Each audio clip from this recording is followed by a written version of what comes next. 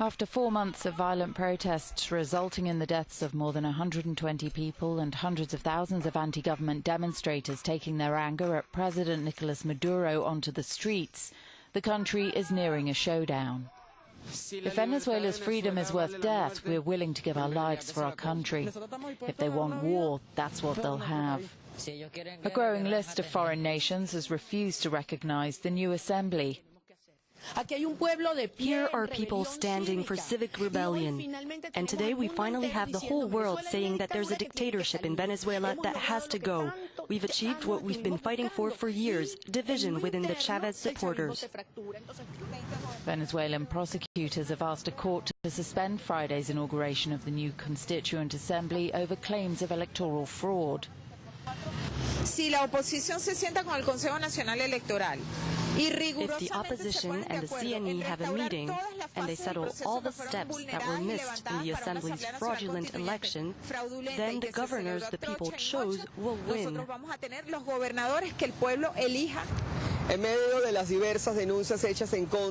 Our correspondent Eduardo Salazar Uribe is in Caracas. He says the first meeting of the 545 delegates is expected to convene on Friday at the Legislative Palace, just meters from where the opposition-controlled National Assembly sits. Anti-government leaders are calling on Venezuelans to protest on Friday as the new Constituent Assembly members take office. A fire ripped through one of the world's tallest residential towers in Dubai early on Friday. It's the second blaze to sweep through the skyscraper, which happens to be called the Torch Tower, in just 2 years. No injuries were reported. Residents, many of them expats, were evacuated in the middle of the night, and the fire was brought under control by dawn. There was no immediate word on the cause of the blaze, but the incident could revive questions about the safety of materials used on the exteriors of tall buildings across the world. 2 years ago, the building's cladding, similar to the one used in Grenfell Tower in London, was blamed for fueling the flames. There are signs the special investigator examining alleged Russian meddling in the US election is stepping up his inquiry. Reports say Robert Mueller has begun using a grand jury, which has issued subpoenas relating to a meeting between President Trump's son, his son-in-law, and a Russian lawyer. Grand juries are members of the public who hear evidence in secret and can force witnesses to appear or hand over documentation. Some experts say it's a major development. If I were in the White House, I would be concerned that the investigation has gone up another notch, or appears to have gone up another notch. In short order, probably people who are in the administration or former members of the administration or former members of the campaign will be getting subpoenas to testify and to provide documents. Donald Trump's lawyers insist he's not under investigation, and at a rally in West Virginia, the president was typically defiant. The Russia story is a total fabrication. It's just an excuse for the greatest loss in the history of American politics. That's all it is. Donald Trump has questioned Mueller's impartiality. Democratic and Republican senators have initiated legislation seeking to block the president from firing the investigator. One of Trump's lawyers has denied he's planning to do so. U.S. President Donald Trump pressured Mexican President Enrique Peña Nieto to stop publicly saying he would not pay for a proposed border wall. "You can't say that to the press," he reportedly told him. He also argued with Australian Prime Minister Malcolm Turnbull over refugees, according to transcripts of phone calls published in the Washington Post. He told Turnbull it was the worst conversation he'd had that day, and one with Russian President Vladimir Putin was more pleasant. These phone calls give an insight into Trump's attempts to influence foreign leaders in his first days in office. Trump always speaks with an arrogant tone, with such rudeness, and this is what Peña Nieto has not been able to deal with. He's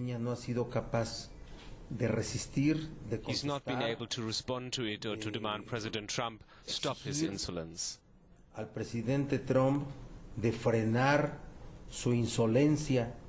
On Wednesday, the U.S. president announced new legislation to overhaul the U.S. immigration system, favouring financially stable English speakers and implementing a merit-based visa scheme.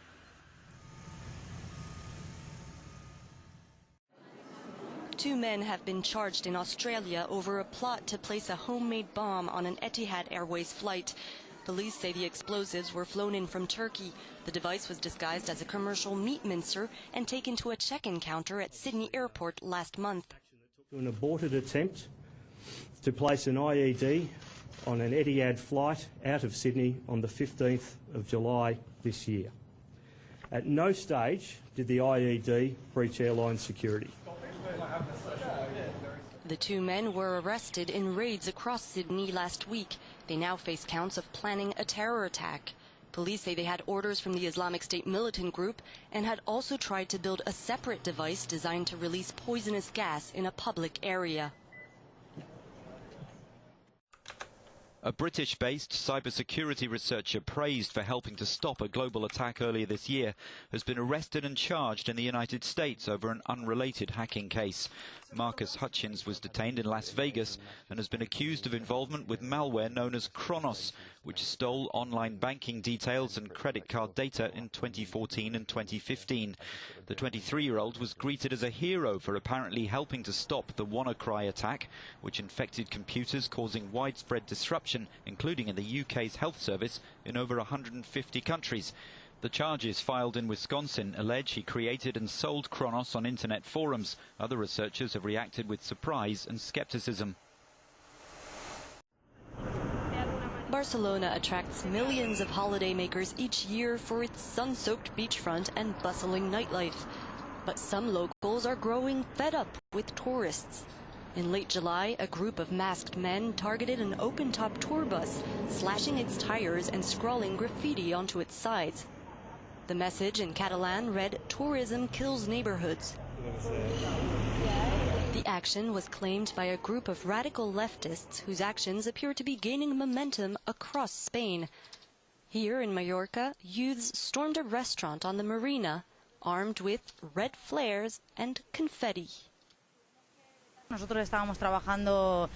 The restaurant manager says several customers were having dinner. A group of people came with banners. We thought it was a small demonstration. They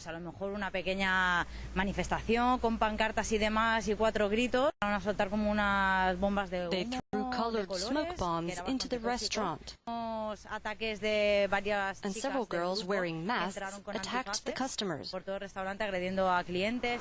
Aran, the radical movement behind the attacks, has been vocal about the impact the mass travel industry is having on locals' quality of life.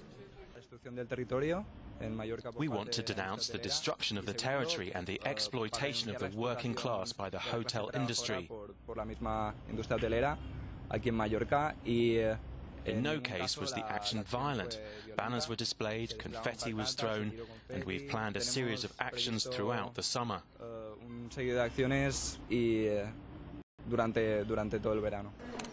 As in Barcelona, many in Mallorca seem to have become allergic to tourists, even as the island lives off the industry.